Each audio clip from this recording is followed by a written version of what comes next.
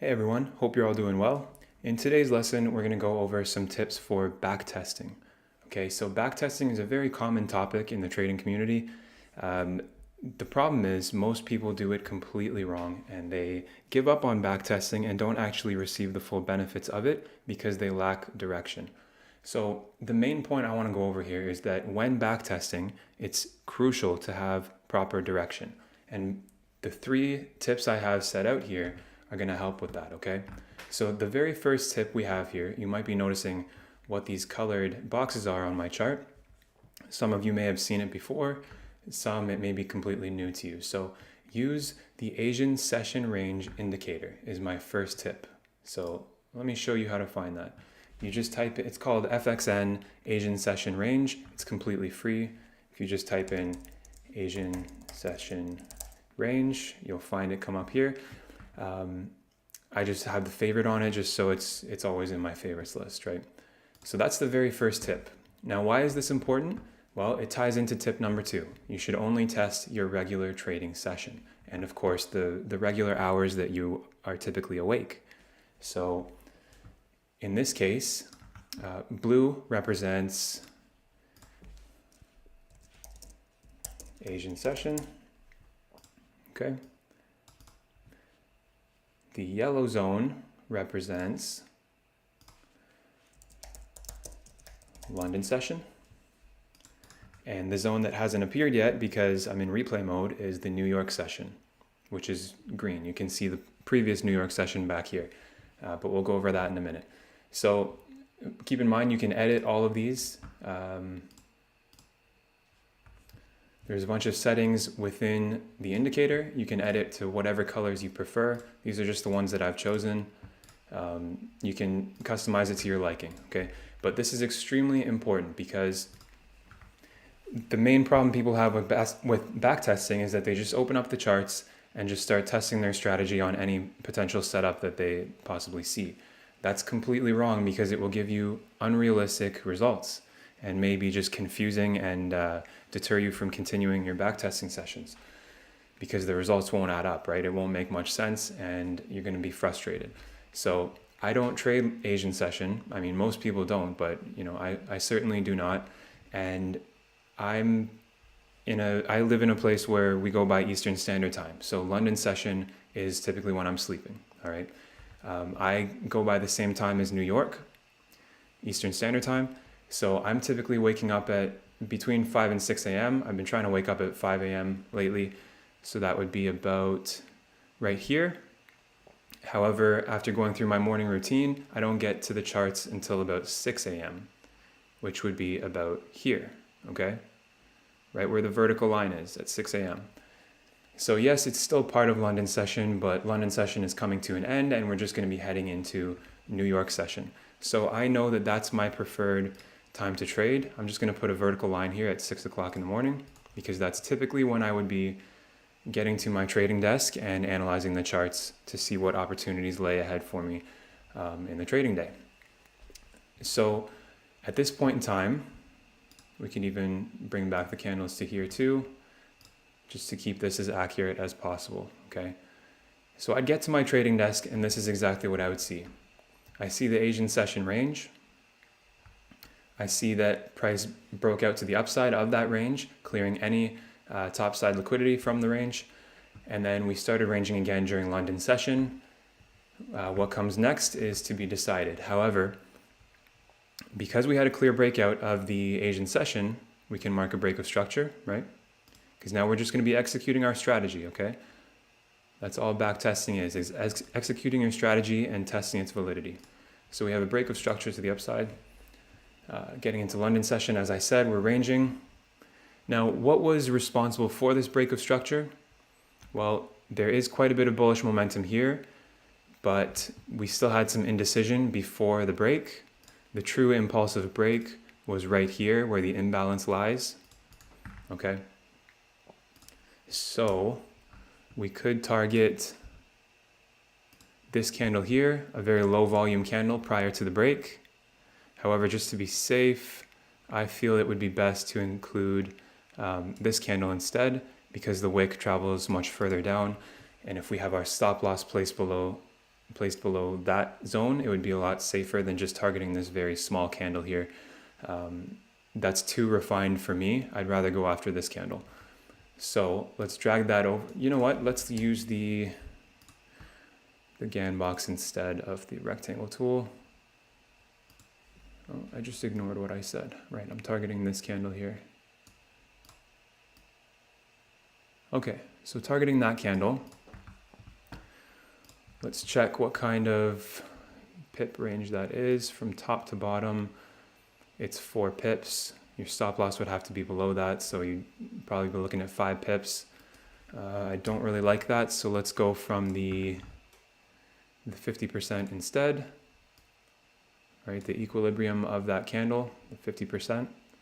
Stop loss just below. Can we get 3 pips? Yes, we can. So 3 pips is my preferred stop loss size. I try and always aim for that if possible. I'm flexible, but that's what I aim for. So again, just to clarify, I put this vertical line here because this is when I would be getting to my charts, right? At about 6 in the morning, after I'm done with my morning routine and I'm ready for the trading day. Okay, so we've identified a break of structure that happened just after the Asian session range here.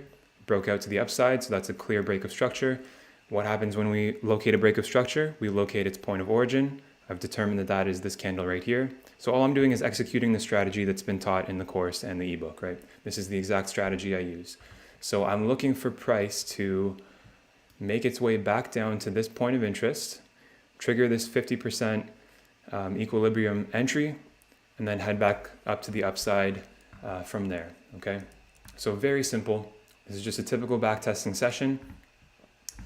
Now, in terms of target profit, there's not enough information here just yet, but for now, I would set the TP of the risk-reward ratio tool here at 34 pips because I would be at least targeting just the high of the London session so far.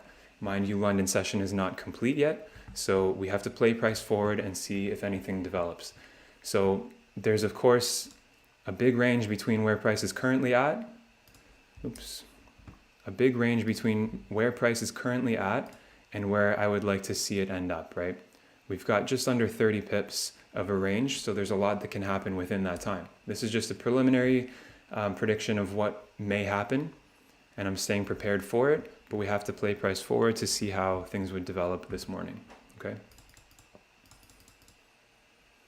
So still respecting that high there, forming equal highs. Okay, so this is interesting. We have this break of structure to the downside. So instead of, because this is such an impulsive movement to the downside, instead of targeting the London session high, what I would instead like to do is find the supply that was responsible for this break to the downside, which I would identify as this bearish indecisional low momentum candle right there. Let's drag that over. Okay, so then in this case, it makes more sense to, instead of targeting the London session high, target the very bottom of that supply zone, okay? So that would be 26 pips, 3 pips stop loss, which would, let's just adjust this a little bit. Yep, that's about right. So about 8.87 R, okay? So very healthy position. As you can see, price is already tapped into the top of our point of interest, but I have an order set here for the equilibrium. So let's see if that gets triggered.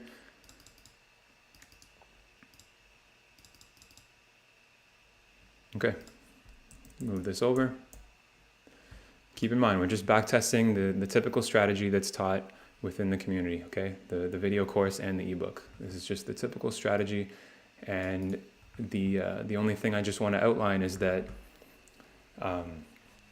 we're only testing within our regular trading session. So for me, that's end of London to the open of New York. For you, it may be different. If you're located in the UK or somewhere in the world that that London session is preferable for you, then you need to be testing this session, okay? But this is testing for my session because I I go by Eastern Standard Time. So these are my ideal trading hours. This is the only possible way to get accurate backtesting results and see if your strategy is truly valid, okay? If you need to make tweaks, you can make tweaks, but this is the only way to fully know accurate data, okay? By trading the hours that you would normally trade.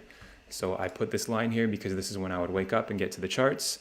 And from that point on, this is what I would be seeing and this is what I would be thinking and executing on, okay? So let's play price forward and see how this goes. Okay, so that was a very quick results. And as you can see, this green zone is starting to form. That indicates New York session. Again, you can customize these colors to whatever you want, but I would strongly, strongly recommend using this indicator, the Asian session range, because it means you don't have to look at these, the silly time box at the bottom here, because it's more visual this way if you just use the indicator. So it's a very helpful tool. And as you can see, this triggered beautifully, very low drawdown, maybe about 50% of the stop loss size was utilized for drawdown, and then price quickly exploded to the upside. Mind you, we're on the 5-minute time frame on GBP USD. If we drop to the 1-minute time frame, I'm sure there'd be more detail to go over, but just for the purpose of this video, we're just going to stick to this time frame, plain and simple. So yeah, went straight to take profit for 8.87R. And now tip number 3, of course, would be log the testing results in your trading journal. This is extremely important, guys. Whether it's a physical journal on your trading desk that you physically by hand write down your trades and all the results from it and your emotions when taking it, etc., or if it's an online journal such as Apple's Notes or Notion. It's a really popular one. There's a few others as well. All kinds of different things you can use, but it's very important to log the results, because then you can look back on it after a full session and start to tweak things, start to see like where you went wrong, how you could have improved, if you missed opportunities that could have easily been capitalized on, what you could do to prevent that in the future, all kinds of things like that, okay? So these are some pretty straightforward tips that I just wanted to share with you guys. Of course, we're using the replay tool on TradingView. I believe that requires a premium membership to TradingView, but it's well worth it. It's a very small price to pay for consistency. So I didn't go over the absolute basics of backtesting because most of you know how to utilize the replay tool. It's very basic. This is more for tips on how to efficiently optimize your backtesting results, okay? So just to clarify, use the Asian session range indicator. Only test your regular trading session and the typical hours you would be awake and at your desk ready to trade. And then of course, number 3, log testing results in your trading journal, okay? So I hope you guys enjoyed this video, and the next video is going to actually be on your trading journal, okay? I have a template on Notion that I would like to share with you all, so stay tuned for that. And we're gonna go over journaling techniques and tips for that. So I'll talk to you guys soon.